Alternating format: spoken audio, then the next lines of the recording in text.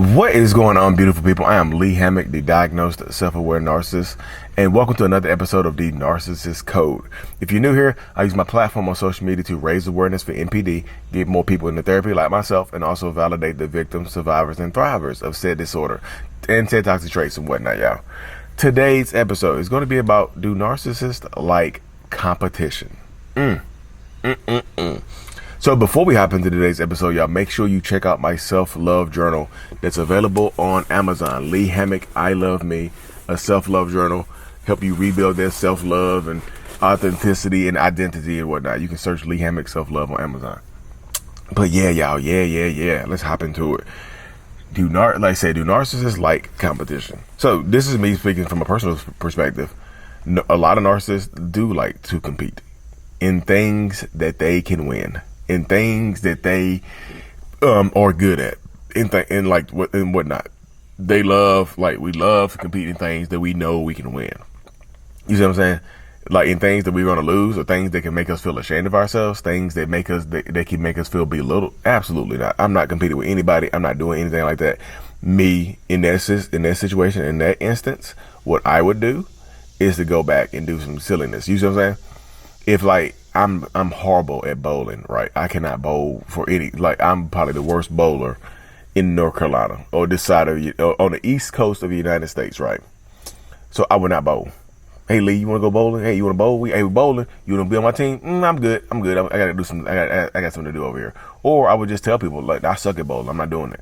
But everybody else, and people would just say, oh, nobody's a professional over here. We all suck. Everybody sucks. Like, just play. We need one more, and I wouldn't play. Narcissists do not like to compete at things that they are good or are not good at, things that they don't think that they can win. So absolutely no, they don't want to compete in things like that. They actually want to keep things moving on and not compete. They would rather not compete with you, not do things like that. They'd rather go the other way and have things work out that way. They want to compete at things that they can win. Now, when it comes to their significant others and whatnot, they will compete like hell with their significant others and their siblings and whatnot. Like, if you're just learning somebody, just knowing somebody, or like, let's separate the two. Significant others, they will definitely compete with their significant others.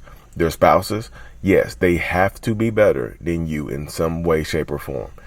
Just like when I just said narcissists hate doing things that they're not good at, they love doing things that they are really good at and that you are not good at. They love bringing you into a competition that they know they're going to smash you, so they can embarrass you and talk junk.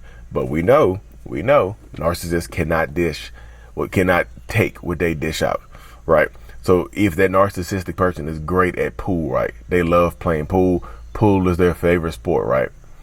So in that situation, in that instance right there, they would want you to play pool with them. And if you suck at pool, you'll want to play with it. You're like, oh yeah, let's have fun. I love to play pool with you. And then they smash you, and the whole time they're talking junk. They're doing trick shots. They got the pool cue behind their back. They done picked it up and smacked it like a baseball. They do all kinds of pool shots. You see what I'm saying?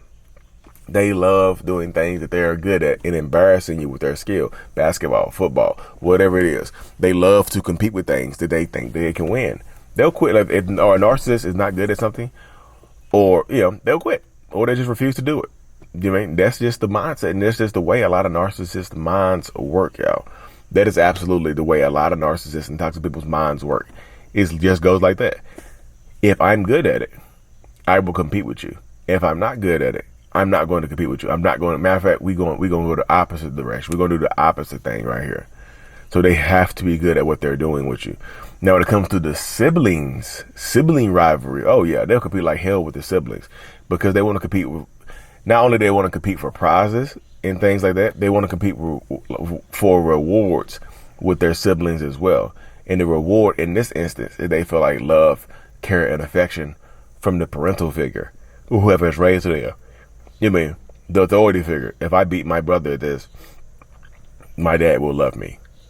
If I beat my sister at this, my mom will love me, and vice versa, so on and so forth, or whatever. If I beat my cousin, or it could be cousins too. If I beat my cousin at this, my grandma will love me. Our auntie will love. It's just, y'all, it's so many different things.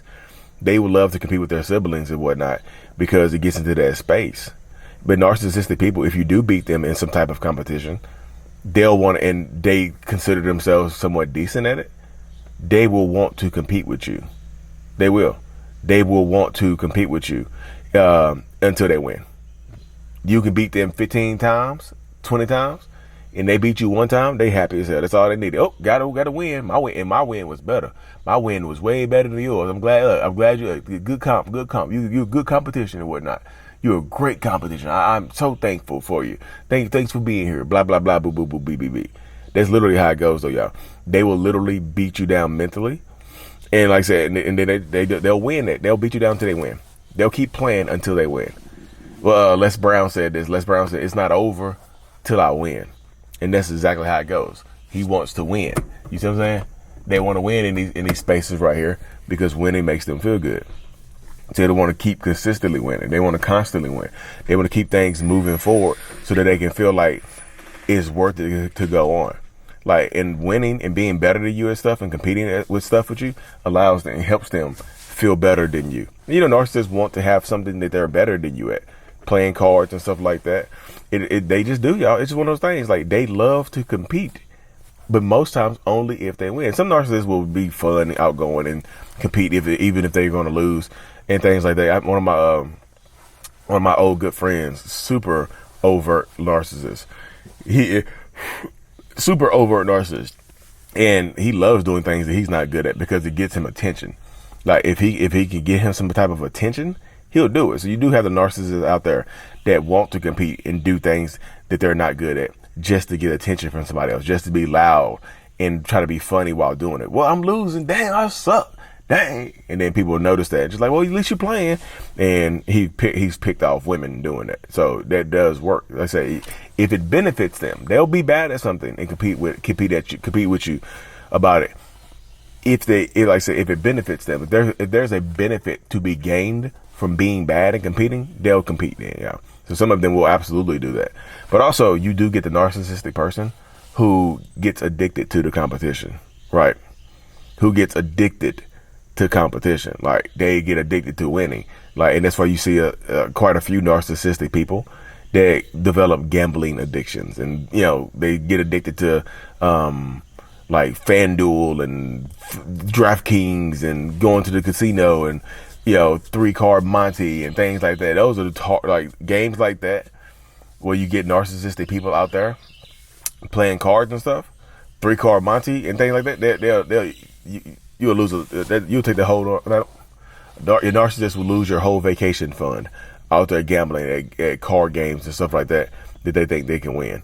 Their pride won't let them stop playing. Once they lose $100, they gotta win it back. They gotta win that PlayStation 4. That's actually happened to me before at Carnival. I lost like $400, and that's before I had like $400 would make or break me back in the day. So I was like, damn, that sucks. You know what I mean? So you do get some of them who get addicted to it, who do get addicted to the gambling and things like that. And like, it's not, when I say competition, y'all, it's not just sports.